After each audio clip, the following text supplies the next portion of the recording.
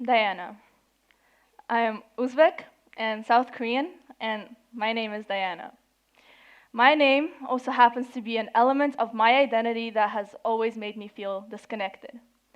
When I was younger, I was not exactly able to place a finger on why that was.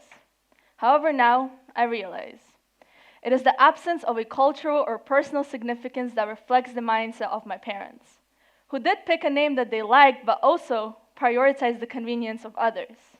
Let me explain as it was explained to me. People from all over the world are familiar with the name Diana, my mom said. It is an international name.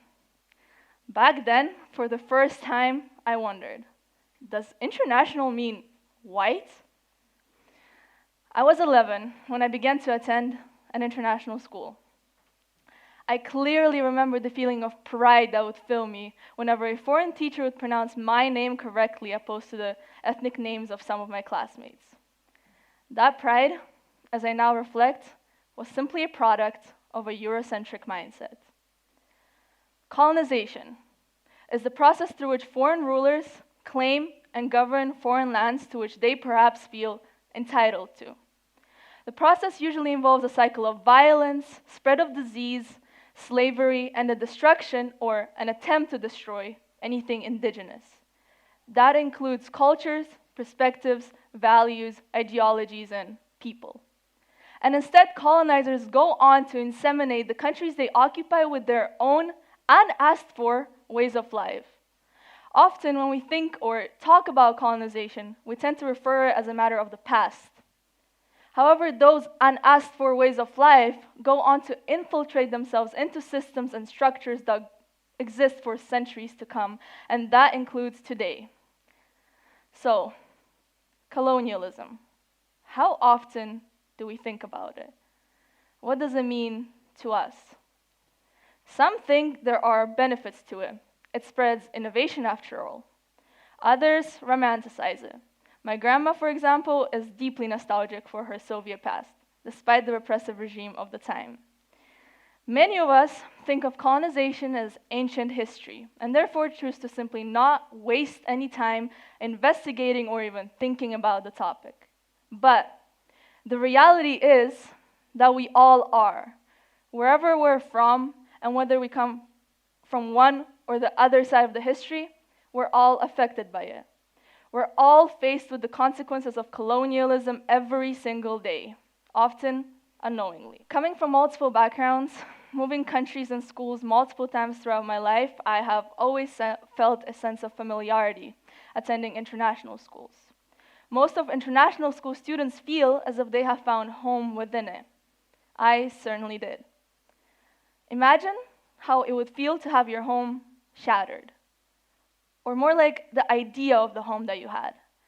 An idea that you were almost tricked into believing but that never really existed. Well, after finally discovering my place, it was heartbreaking for me to grasp the realities of the highly prevalent yet concealed colonial mindset that the hidden curriculum of the IB and the international school system instill.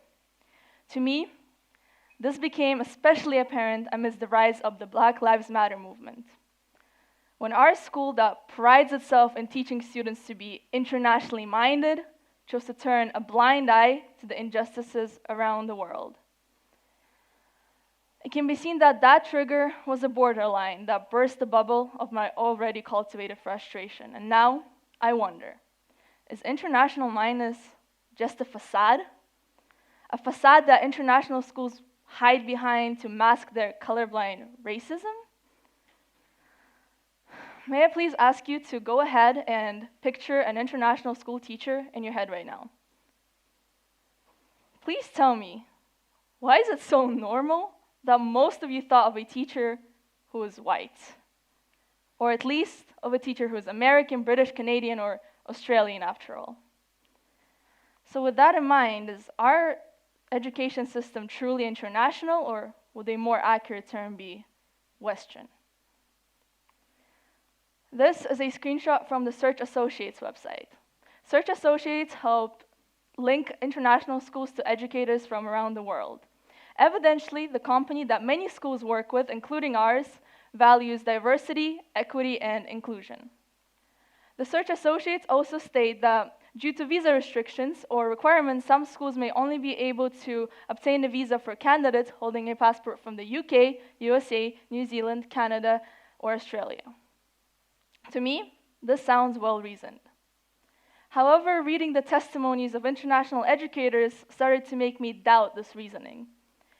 Prosperina Dalami-Fisher, for example, is an educator who has international experience working as a secondary school principal, a director of education, among other positions.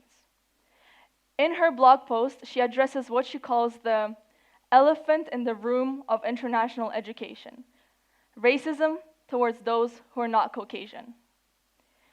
In an interview, she was bluntly told that if she does not hold a passport from one of the listed countries, she would not even be considered, even if she had all the required experience and qualifications. In another instance, she was informed that because of her Eswatini nationality, acquiring a visa in the host country would present a challenge, despite the fact that she was recently able to obtain the same visa. So looking at this, would you consider the passport requirements well-reasoned? Another hiring requirement of many international schools is often being what they call a native English speaker. Once again, at first it did sound well-reasoned, but then I began to wonder, what does it mean to be a native English speaker? Most employers define it in regards to nationality, usually limited to the same 5 countries. So what about all those non-native teachers who speak English fluently, who have passed multiple English exams and completed their university degrees in English? And even excluding the hypocrisy of the assumption that the only teachers who can enrich the students' education in, for example, geography or in English language acquisition for that matter, are English native speakers, and going right back to colonialism. What happens to all those teachers from the many countries that have been occupied by Britain, such as African or some South Asian countries, where English is pushed onto children from a young age, where education is instructed in English, and yet those teachers would not be considered native? So the same language that they were duty-bound to learn due to a colonized history is now systemically used against them? Western hegemony is a scar of colonialism, and it is reflected in the hiring policies of international schools. Many testimonies of international educators highlight the following question: how can we hope for all the nationalities that make up the student bodies of international schools to be equally and truly represented by the school staff and leadership, when above qualifications such as experience and education level, the most important one seems to be simply being white? So maybe diversity, equity, and inclusion aren't the base values of international education after all? And is that surprising, taking into account that international schools originated as a product of colonialism? Although that is true, the IB was originated way later in 1968, it was founded on the same bigoted basis. So, back in history, when formal schooling became compulsory, it was unimaginable for European and American settlers to send their children to the same schools that local children attended. And just like that, international schools began to open up in East Asia. Just like that, from the get-go, the term international was deceptive, as the student bodies consisted exclusively or mainly of students or children of families from international diaspora, from imperial diaspora, and the education was based on colonial ideologies. The system was created to cater for Western students and Western teachers. And although, yes, time has passed and student bodies have diversified, what have we done to change the basis on which the system was built? And how much change can we really hope for? Ultimately, a large number of international schools are located in countries with rapidly growing middle-class families who have enough wealth to buy education alternative to what is provided at local schools. This kind of international education is preferred for 2 reasons. It allows children to learn English and comes with a better name recognition, especially from the universities in the West. As seen on the statistics table, 4 of the top 5 countries, destinations, for international university students are Western countries with predominantly white populations. Here, I wonder, what has happened historically to make universities in these countries more attractive or better than the universities in the passport countries of those students? And once again, we're taken right back to colonialism and Western hegemony. Parents realize that attending international schools and the assets that come with it are simply necessary for their children to succeed in this Eurocentric capitalist world that we live in. Some may claim that there's nothing wrong with such a structure of the world, that perhaps it is unavoidable or well justified, as colonization is known to drive innovation after all. But what is inherently wrong about colonization is the stripping of governance from indigenous populations, meaning that the ability to observe their natural potential in the uninfluenced progression of their history has been simply robbed from them. Let's look at Uzbekistan as an example. What do we know about the state of women's rights in the country? Correct, limited and quite restricted. Some may think that this was different or better during the Soviet era, under the rule of European or Russian, and that is true. The Soviet government did promote efforts to liberate women from what it considered to be repressive religious structures. In 1991, as Uzbekistan gained its independence, there was a pushback by the Uzbek government to establish national values and counteract the Soviet influence, devaluing the progress of women's rights. But hold on. What the Soviets did was far from progress. While it may seem like the perfect savior narrative, there's an important factor that is excluded from this conversation, and that is the predated contribution of the Jadids. The Jadids led a movement for Islamic modernization and aimed to transform the society and the status of women in it. They fought for equal and secular education for women and against the traditional forms of female seclusion from society. What we have to realize is that the movement of the Jadids began almost half a century before the Soviet colonizers came and claimed to have had liberated and emancipated Uzbek women. So, the colonial, and especially the neo-colonial history of the world is often and easily forgotten.